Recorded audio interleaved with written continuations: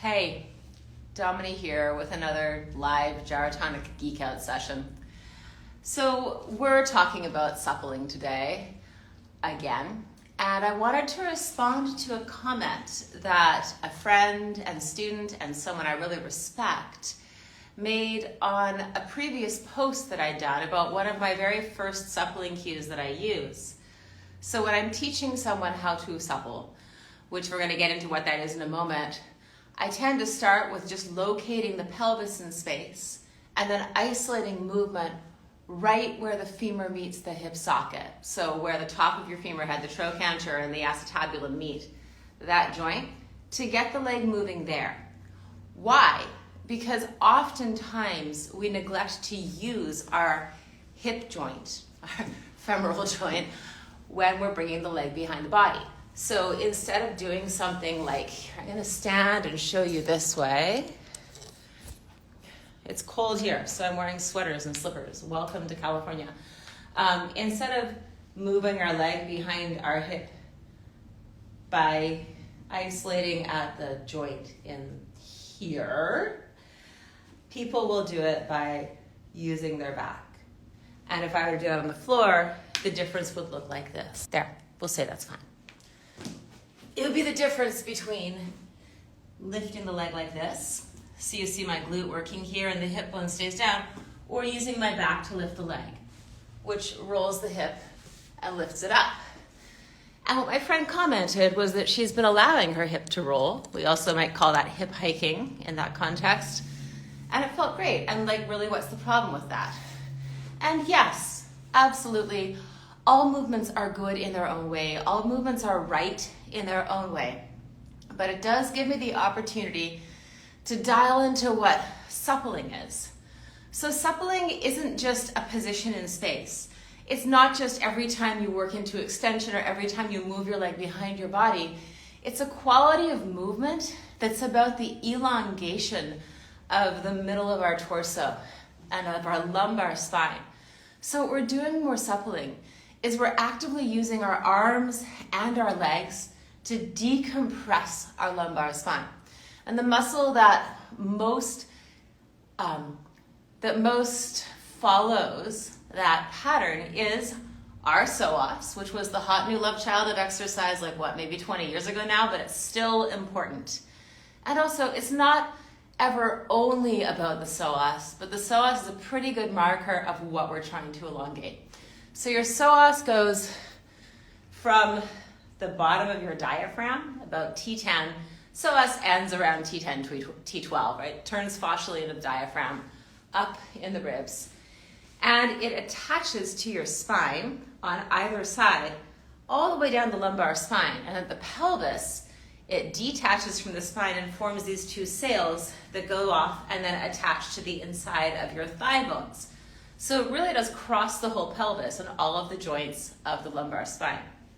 When we want to engage the psoas, we also want to activate it. So what we're going to be doing is using our arms to extend our upper body and our legs to work into the lower body. So this is why when we're suppling, we have cues for the upper and the lower body, and also why we're trying to keep the pelvis relatively anchored in space. So we find that elongation first, and then we begin to move. So that's really the difference between just bringing a leg behind the body this way, which is fine, or this way, which is fine. You know, maybe I would be doing like a down dog, and instead of keeping the hip square, I would be raising the hip up. It's just not suppling. It's just not creating that same length in your lumbar spine. Whereas with all of our suppling cues, and I'm just gonna do like a different one now because we see the one where you're lying down so much. So there's also a suppling cue where you're kneeling and you're lifting your chest up, and usually you have one friend who's pulling the ribs up and another one who's pulling the legs down. We're still here moving into creating length from down and up. So how might I do that kind of thing on my own? Well, for one, you could just use a little bit of resistance for your arms. So I'm using a super lightweight mini band here. But just by pressing the mini band apart, if I raise and lower my arms up, I begin to feel how in different positions they start to take the ribs with them. And what I would do would be I would allow the arms to start to move the ribs to create more length in my lumbar spine. And then I would press the knees down, and then I would push the feet back. And then from there, once I have that down and up movement, I could leverage myself into extension. And what wouldn't happen would be I wouldn't feel that kind of backed up collapse in my lower back. So for all those different suppling positions, you want to look for what are your arms doing and what are your legs doing to help you connect into your core, and then decompress. And then how do we put that into movement? One more really good example for suppling, I think, is back leg pedal, because it's an active movement that goes in and out of it. So if I were to do any variation on back leg pedal, I would be using my arms to pull my body away. And, there is a spiral inherent in this, which might make it look like the hip is hiking at some point. The rotation is fine, it's just that first you want the length. So I'm pulling my body through, and then I would add my leg, contracting here, pressing out, hooking into the psoas. I'm already pushing my hip down. And then as I sweep the leg out, I continue to move the ribs away. And then finally, as the leg goes behind the body, it's tractioning that base piece of my psoas, and that's what gets that glorious length that goes down through the interior of your abs, which is another one of those signs, like you're suppling when you have the glorious length. So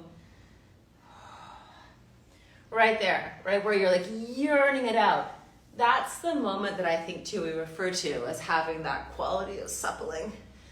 And if you're on the wait list for Supple Up, you'll be getting arm cues and then a super dynamic TheraBand cue this weekend.